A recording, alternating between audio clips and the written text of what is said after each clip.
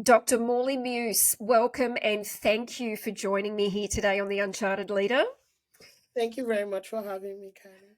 And look, Dr. Morley, I know there are so many things that you and I could be talking about today and will talk about today. And I know probably the next half an hour is not going to do it justice.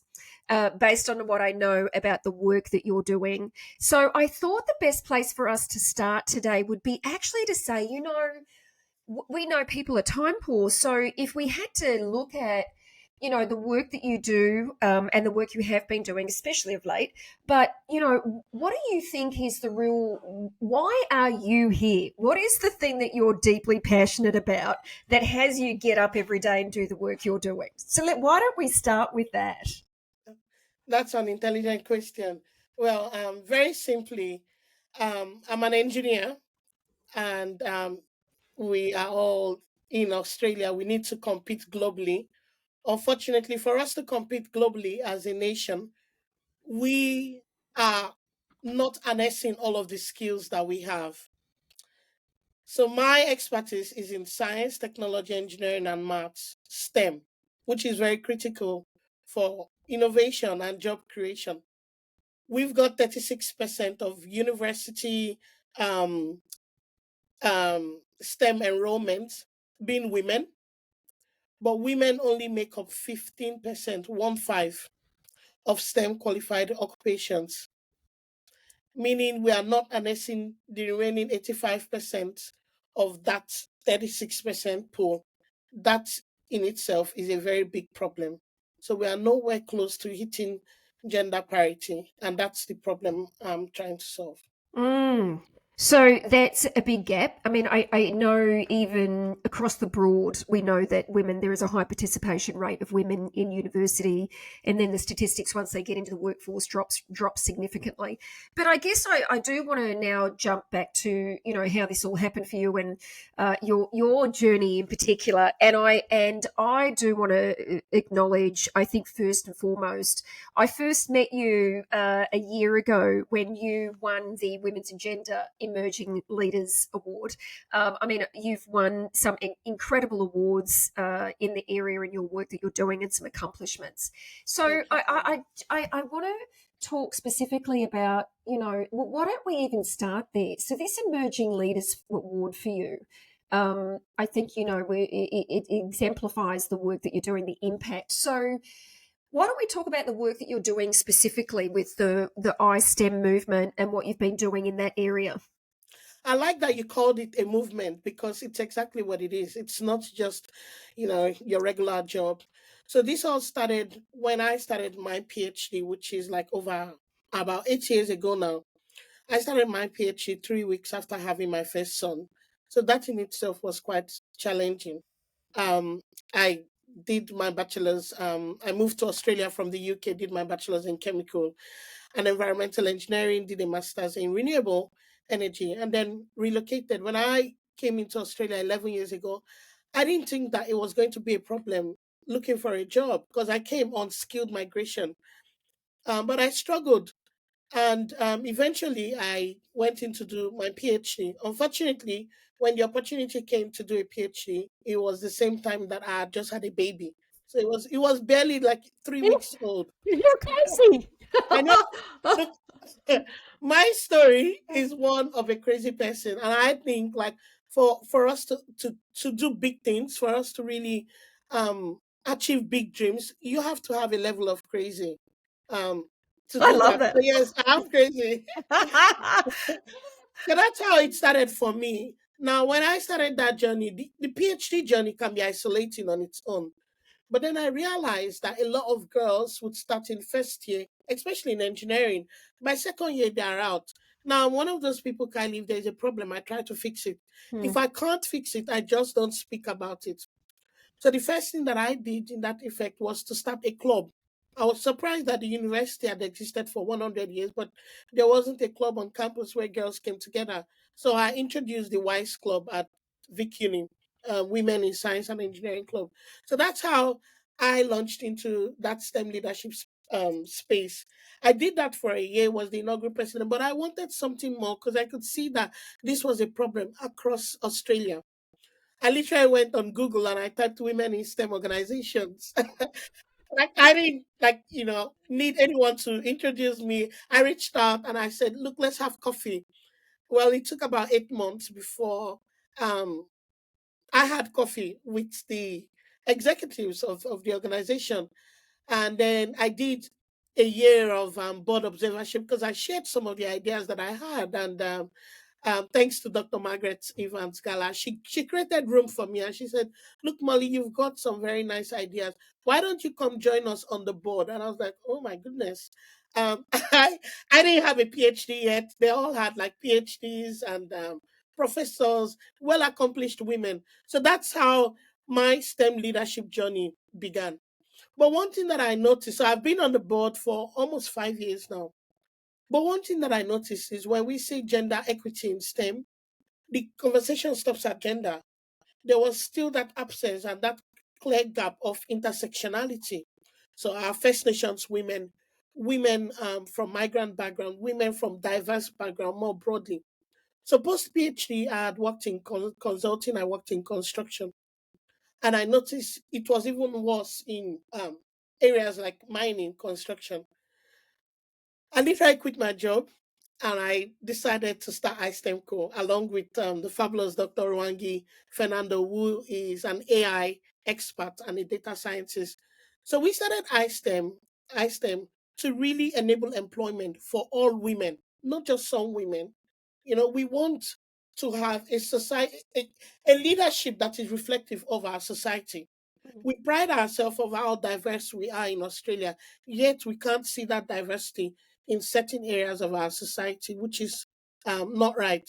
And we could keep saying it's not right, except we do something about it. So that's the journey of how iSTEM started. And more than high tea parties, where very soon we'll be having International Women's Day, right? There'll be lots of high tea parties, cupcakes.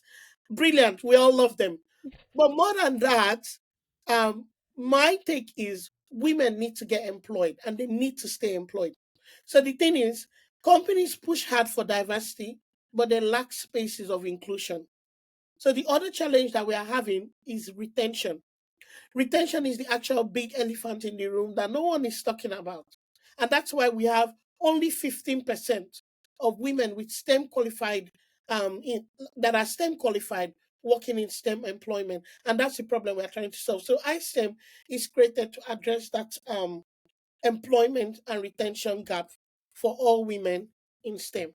So I love that you've brought that up because I know that issue of retention for women in particular, and obviously I don't. You could probably shed the light on this a little bit more about the other areas, but at least for women, we know that it probably not just in the area of STEM, but in many areas it is a challenge, and a lot of it, well, some of it tends to be around the dual responsibility of once you have children and what that means, but I'm curious, Morley, what is it that so when you look at how you're solving this challenge in particular, it really is one of those mountains that seems it's never going to be, climbed. So what is some of the work that you're doing at iSTEM to help make that change? So our approach is actually very interesting because we've been we are women that have experienced it from different angles.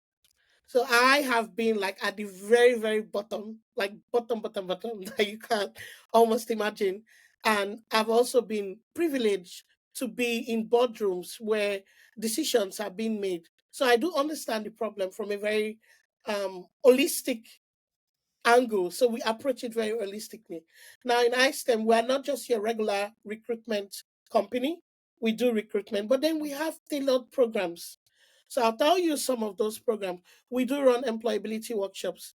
So companies keep saying, oh, the reason they're not having women is some of the resumes are not well tailored, blah, blah, blah. Good. So we do have employability workshops where we help the women to tailor their resumes to fit the criteria of what the companies want. But more than that, we have something we call try out to recruit program. Okay, sorry, can you just say that one again? Try out to Try it recruit. out. So Right, just like try it out. If it right, works, good. If it doesn't, right. that's okay. So it's a no obligation to hire program, right?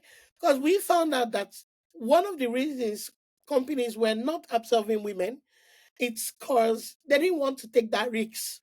So what if I take someone and then she ends up being pregnant? Oh, Or what if these are like these because you have to get to the heart of it, right? yeah. Or what if I take that woman and then I have to do visas for her? What if? So then we found out that a lot of the women who fall into this category are from recent graduates to STEM returnees. So women who have taken a career break and then they decided to come back to industry. And for some reason, all of the stuff that they've done in the last 10 years evaporated suddenly just because they took a maternity leave. No, it did not. But for some reason, they are punished for that. And then you get women with extensive qualifications and experience from overseas who have made that very difficult, skilled migration journey. And yet they are just looking for their first break Mm. in the Australian system, which again is strange because anyone who has done that skilled migration journey would know how taxing and difficult it is. And then you go through a period where you're assessed by skills assessing authorities like Engineers Australia, Australian Computer Society. Yet employers are very skeptical of employing you, or then they say you're overqualified. So then you get people who are engineers, who are ICT, tech software engineers, ICT professionals doing aged care, doing disability. Now there is nothing wrong with any other industry, but where someone has studied to be an engineer, and then we have clearly that gap within the sector, but they are not applying their skills, that's a problem. The recent data from the federal government tax force that was set up, led by some Muslim, shows that we lose $128 billion by not encouraging, like that's what Australia loses by not encouraging women Is that to right? participate in the That workforce. that is a lot. Yes, that's a lot. So there is an economic Mm. perspective to it as well. So, but when you tell companies to employ women, it almost seems like charity. But I can't see the charity yet because these are, first of all, they are skilled. They are Mm. bringing their skills and their qualifications. So it's not just you doing um, a socially responsible thing, but it's also doing an economic thing. Mm. Um, Research shows that having gender diversity in there's a McKinsey study that shows having gender diversity would increase your profits by 25%. Mm. If you do add an intersectional like race or ethnic diversity to that lens, it Mm. would increase your profits by 33%. So the other thing that we do at iSTEM that makes us very different is we don't just employ people and say, all right, bye bye, see you later. Mm. Because we know, like I said, companies push out for diversity but lack inclusion. And inclusion is the reason women or people from underserved backgrounds do not stay. So Mm. we have a program we call Mentoring Retention Program. With that program, we act like an annex to your company where we work with you to help you improve your offering by working one on one with your women, especially women who are so two parts of the program. The first part focuses on early career professionals. The next part focuses on women who are in that leadership, um, senior mid senior level leadership, but looking to get to the next board executive role, Mm. right? Because unfortunately, it's the same problem that these two cohorts face, Mm. confidence. So, what we then do is we have consultants that work with us that are also experts in diversity and inclusion. But more than that, all of our consultants are STEM trained. Right. So they all have background in either science, technology, engineering, or maths. Because Mm. if you've never worked in a construction site or in a mining site and you're providing that level of support to someone, it's hard. And Mm. then for women who work there, oftentimes what happens is when they have problems, HROs, people and culture, are not equipped to deal with these challenges or cultural issues. Then HR will tell you go to EAP. They refer you to employee assistance program. And then it seems like you have a mental health issue, but no, you're having a workplace issue. So We don't judge. We don't say, oh, you're not doing it right, because that wouldn't fix the problem, Mm. right? So we come from a collaborative angle to say, all right, Kylie, let's work together. Let's review your policies. And then we'll advise. I would say, okay, this is where we think you need to improve. This is the tweak. Or why don't you sign this number of women into our mentoring retention program? And then they have access to all of our workshops all year round. They have access to one-on-one support from our STEM consultants. And then their direct line managers also have access Mm. to that one-on-one support, because it's not just the women, it's also the manager. So it's a structural change, it's a systemic change. And at the end of the year, we provide a report for you to say, okay, this is how you're going so far. Companies like Southeast Water have found this program very, very beneficial. But just to add to that, the other thing that we launched this year was a platform that changes how recruitment is done. It's something that um, um, we've completely revolutionized how recruitment is done using technology and AI. So, Right? so can you tell us a little bit about the way that it is now and what was the change? Good. So when we started iSTEM, we started it as a service based company. So we provide service, which we still do. But then we kept hearing from more companies that they couldn't find the talents that they desire from platforms like Seek or Indeed. And then we kept hearing from women saying that they were applying for jobs within these companies, but they weren't even getting interviewed and they weren't even being called. More so, women from multicultural backgrounds even had more challenges getting interviewed by these companies. So just to give you a statistics around that, 56% of university qualified women in STEM are Australian women born overseas. So these are not students. These are not temporary migrants. They may have come in through study or skilled migration, whatever, but they are Australians, right? But guess what, Kylie? They face over 4 times higher unemployment rates. That's awful. Yeah. So we found out that one of the problems are things like people having non-Anglo names. Now we can keep saying this is wrong, we all Right, agree, right. but it's not going to solve anything by barely saying it's wrong. Yes. So we decided to use technology and AI to address this bias. So on our platform, when a woman registers, she's our AI tool will completely eliminate all of um they like anonymize her profile, eliminating her name, her age, all of those details that would cause her to be discriminated, right? Mm, And then as an employer, you can see her qualifications and her skills, which is really what you need to see anyway. mm, To make an assessment of her. And then the interviews as well are all done using the same metrics. And mm, then our AI tool delivers and gives live review or assessment of how the interview process went. The other thing that we do is we use inclusive language, because unfortunately, how job descriptions are worded matters mm, to who applies for them, mm. right?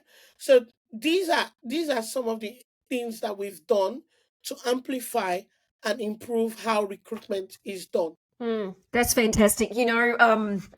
Oh God, so many great stuff, so much great stuff in here. One thing that I just heard though in that last part you said, about the job being written from an inclusive point of view.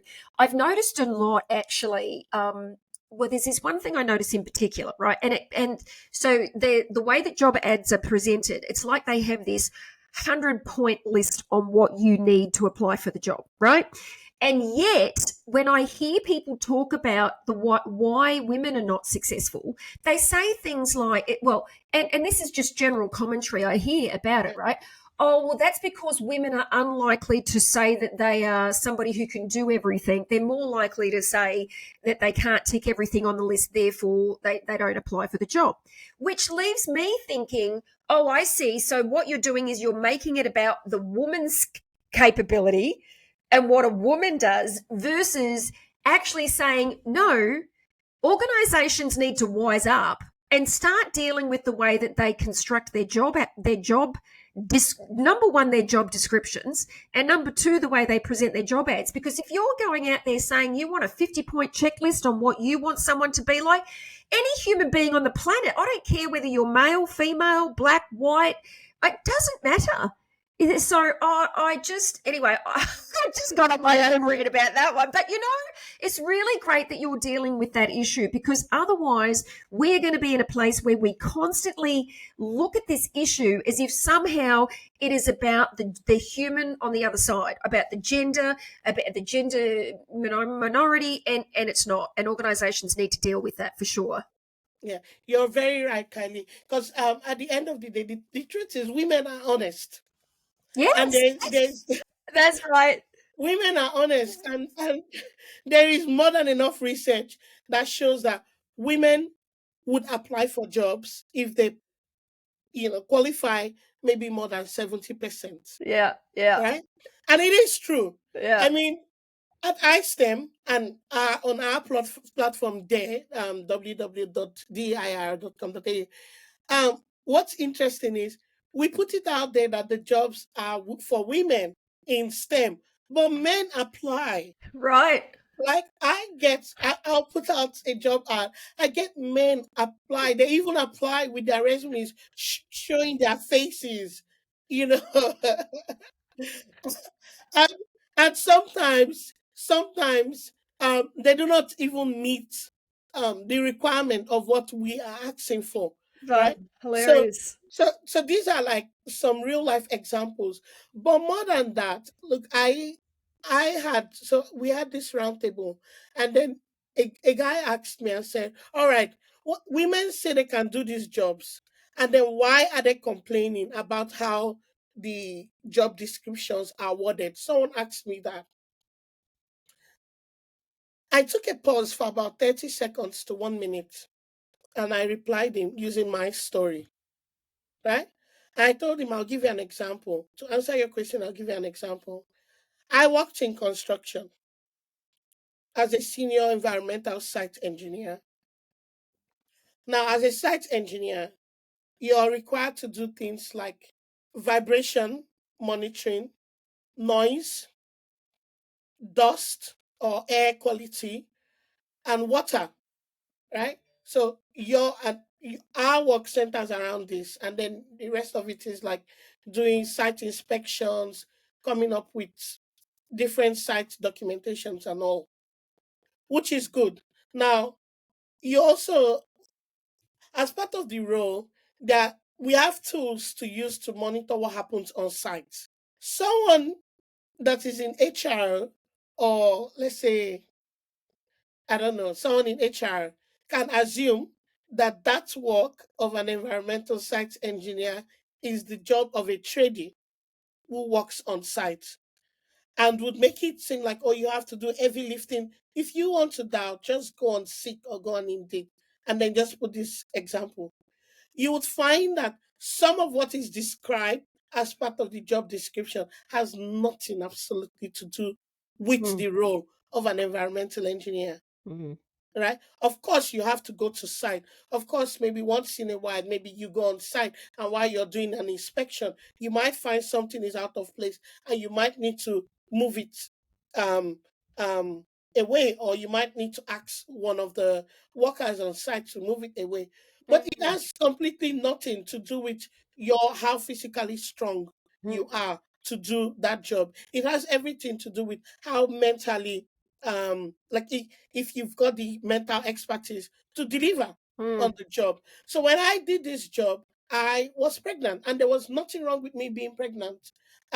I got the job based on this, but everyone just couldn't focus on this, but was focusing on this. Now, a woman who sees how that job out might say, oh, this is not for me. But she's qualified to do that job, mm, mm, but it may have been poorly written now. And that's also because sometimes, unfortunately, the HRs, there is a disconnect between the direct line managers and the HRs, mm, and how job descriptions are worded.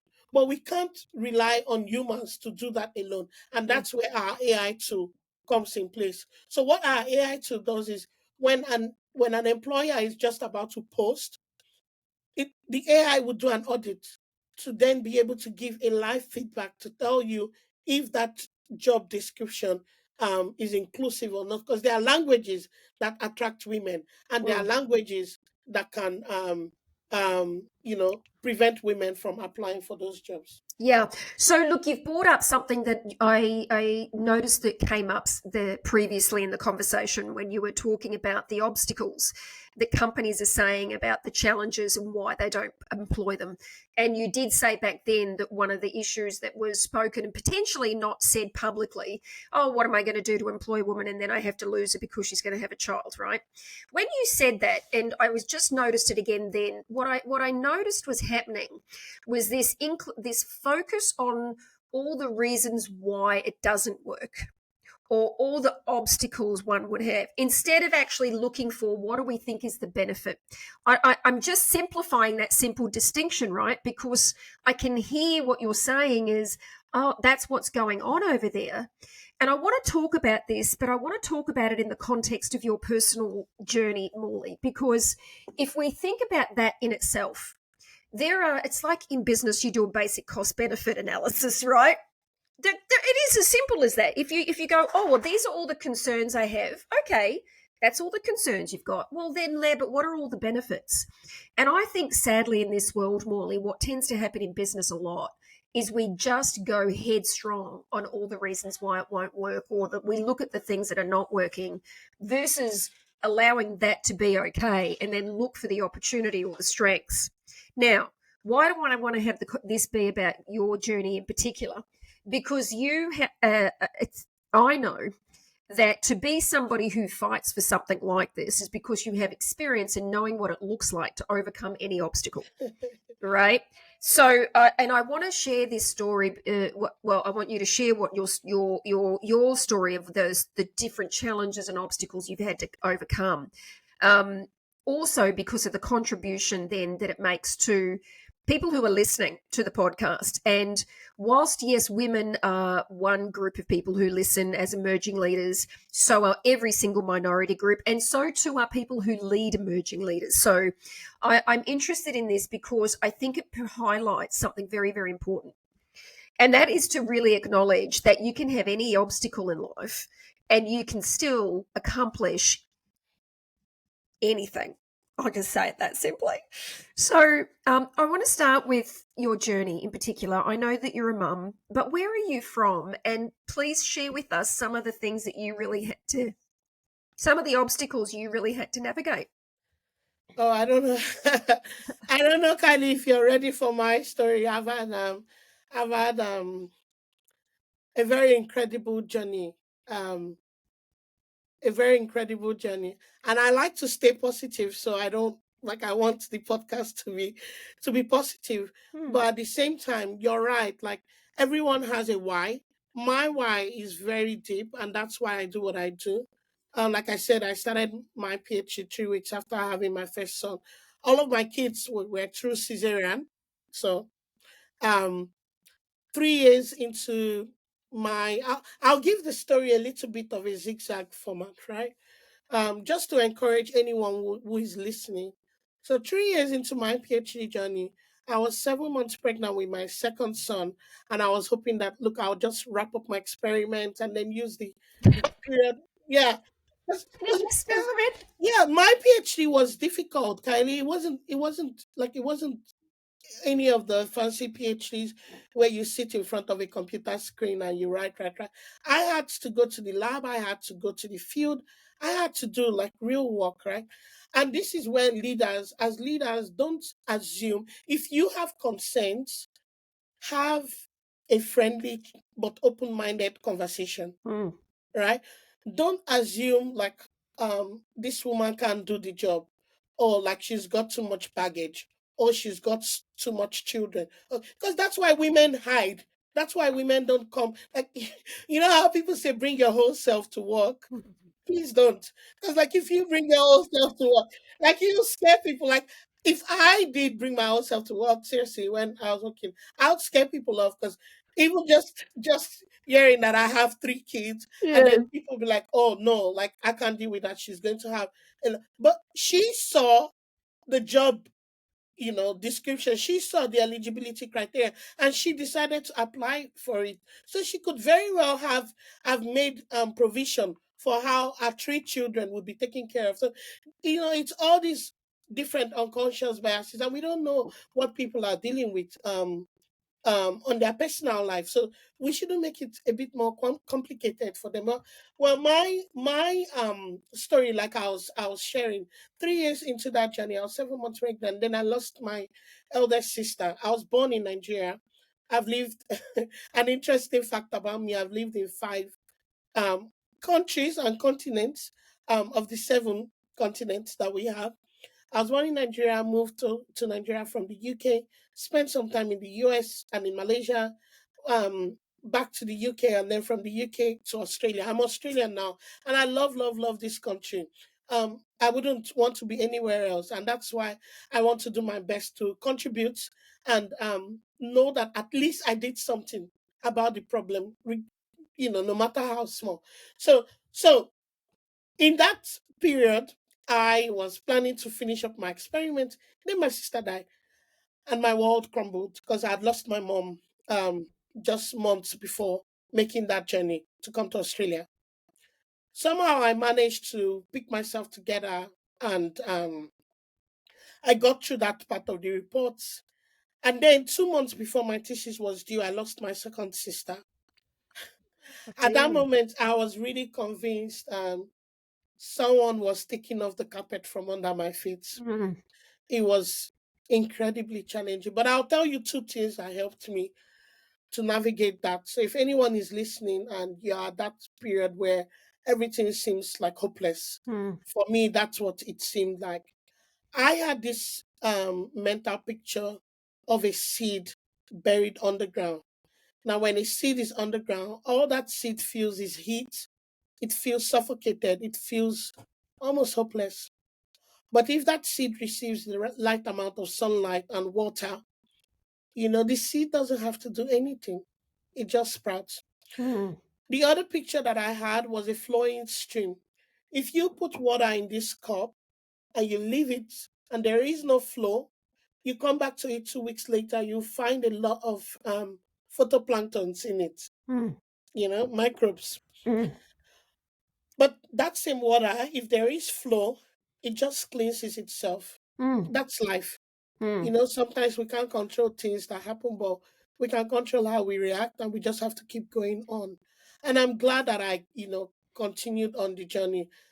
Post PhD, um, I didn't even realize I was pregnant because, like with all of the different things that happened to me, seriously, the doctors had said to me that, like I had endometriosis, PCOS. I shared this very openly to encourage other people, Mm. Mm. and it was so much stress that, I went through a period where I lost my left tube. So I didn't think I was going to have any more children. Mm. And Mm. then I found out I was pregnant with my third son. Oh my I've goodness. got all boys. I don't even have a girl for the work that I'm doing. But I I still Look, wanted to I contribute. So think that's when. just on the look, I think well, look, obviously, I think it's outstanding to be someone who look. Actually, let me step back a bit. Firstly, I'm deeply sorry for your loss, and your It's losses, okay. and thank you for your vulnerability and generosity in sharing what you did go through, and also thank you for sharing what you did about how you navigated that for yourself, because I found a lot of value in both of those stories that you shared. And I'm sure you are spot on. Life is never perfect, and those little things that we can put our attention on certainly do help us keep our sights on breathing into accepting life and the things that do come at us. So firstly, I just really want to acknowledge that and your generosity and vulnerability Thank sharing you. that. I do now, with what you were saying about having 3 boys. I think it's like, I just think that's outstanding. I mean, I have two boys and a girl, so the girl probably balances it out. But the reason I say this, Morley, is because the fact that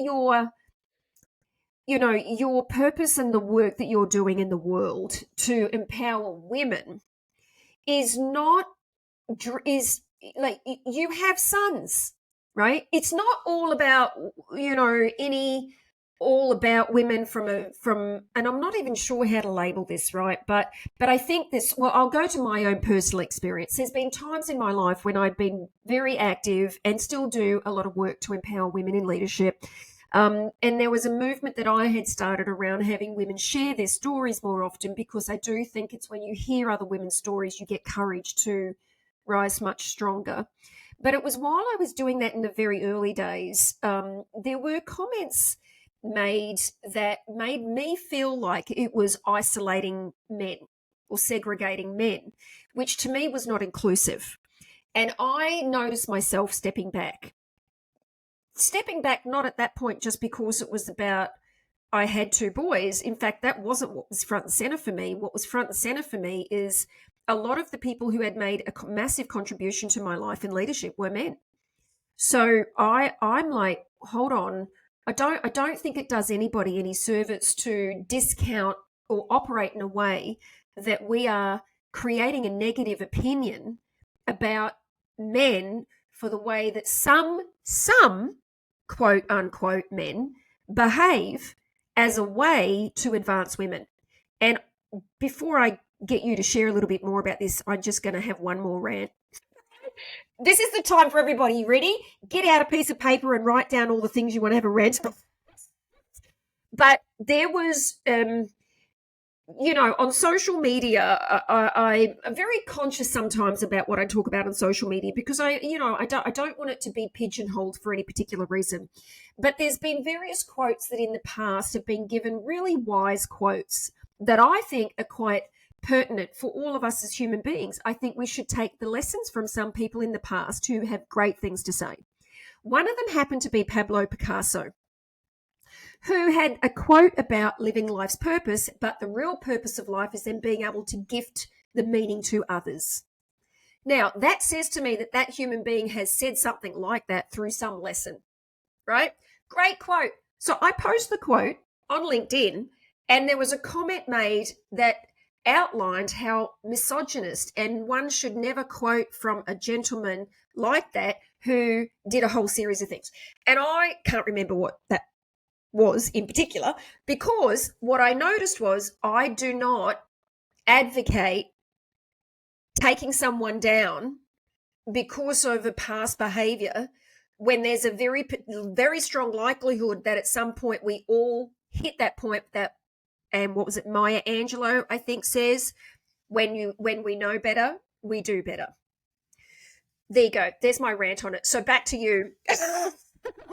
Is there anything you'd like to say about that? Because I've just obviously thrown a big, truth bomb out there.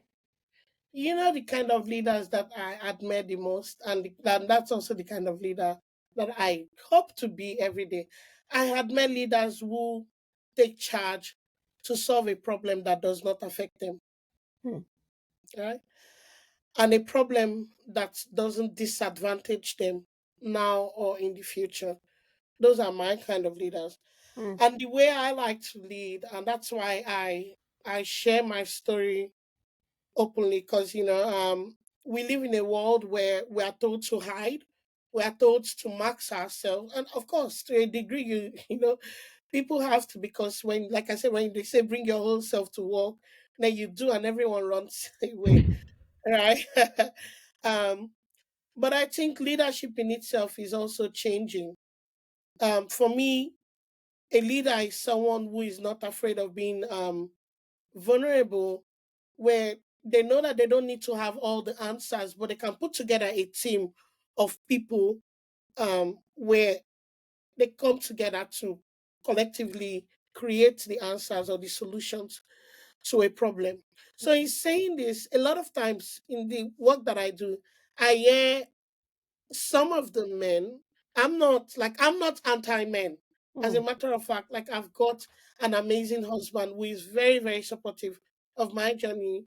And I don't have a girl, right? mm, mm, So, like you, I've also had good men. And look, if this problem were to be the reverse, like if men were the ones facing these statistics that I've just quoted, mm, Kylie, I would still be doing what I'm doing. mm, mm, I'm mm, not a feminist, I'm a humanist. mm, There are two different things. Like, I believe in humanity, I believe in people.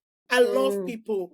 So, mm, regardless of what those people would look like, there is that universal language of love, and um, that's what the soul understands, and that's what every day I hope that I portray. So you mm, get some men say things like, "Oh, I have to do this because I've got daughters." mm. Most times, unfortunately, that's the narrative that I hear. They have to create a change because they've got daughters. It's never even about their wives. It's always about daughters.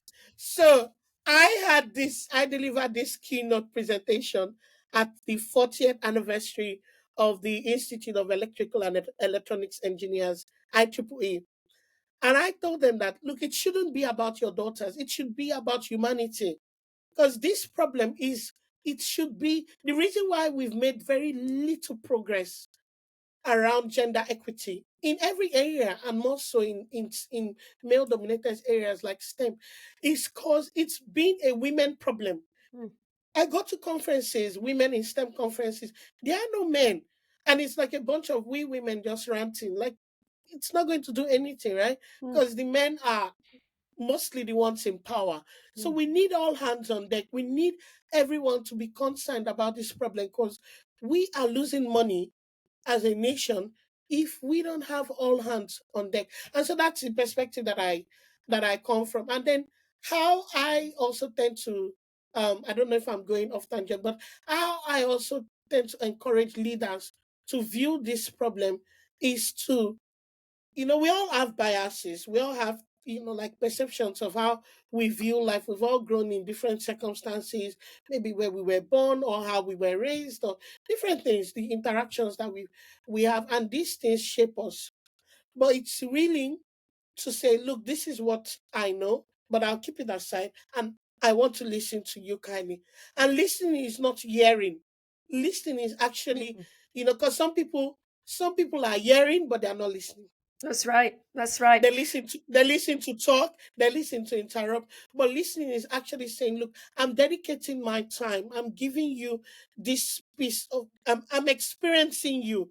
I Mm, really want to know, listening with intent mm. to Yeah. to understand and solve the problem. So until we get there, we can't make progress. And I really, if there is any leader listening to this podcast, I really would implore you and implore you to really look around your team, look around your company. If it's homogeneous, try to do something about it. Every business, every leadership should reflect the true diversity of what Australia is. We pride ourselves on how diverse we are as a nation, except that diversity doesn't reflect in every sphere of our society. Yeah. And we should all take a collective responsibility to do something about that. To be humans, not misogynistic, not you know um, Mm, being one gender focused, but for all people. And if, just like a mom that has kids, if even if you have 10 children and one child falls sick, you would look after that one. mm, So it should be like that. Like, I encourage men in the leading to the new year, ask yourself, who can I be more than a mentor? Who can I be a sponsor for? Who mm, can I open doors for? And that's how I'm raising my boys, because I'm hoping that I'm raising them to understand that, look, I'm not going to undermine them. I remind them that they are powerful, mm, but I also tell them that women are also strong and powerful. They need nurturing, but we are people that we nurture, but it doesn't mean that we are not strong. So I watch Superman with them, but I also watch Powerpuff Girls with them, mm, so they mm, know that their mom loves to cook. I love to take care of my home. I love to take care of my boys. But they also know that their mom loves to fix things as an engineer. So, like we should just stop all of these stereotypes and let people be people. I love that. That is just such a perfect way to complete today's conversation. So thank you so much for all of your wisdom, for your passion, for your commitment, for your drive and determination. It's just been outstanding, and so much. So many incredible gifts in today's conversation. So, Morley, to finish, I would like to know what is the best place for people, especially those who are interested in being able to influence this area in leadership or in business, and or to anybody who potentially would want to come and look at how do I be more effective in getting into roles. What's the best place for them to come in contact with you? Oh, I'm very active on LinkedIn. I'm a very friendly person, so I would not push you away. You could contact me on LinkedIn, reach out via email, molly.muse@istemco.com, or visit our website, istemco.com, or my other website, deir.com.au. So DARE stands for diversity, equity, inclusion, and retention, right? So yeah, Brilliant. I'm a friendly person, and yeah, please Yes, reach out on LinkedIn. fantastic. Well, we will put the links to everything that you've just shared about into the show notes that people can go through and connect directly. Morley, thank you again so much. This has just been outstanding. It has been a real joy to be with you. Thank you very much for having me.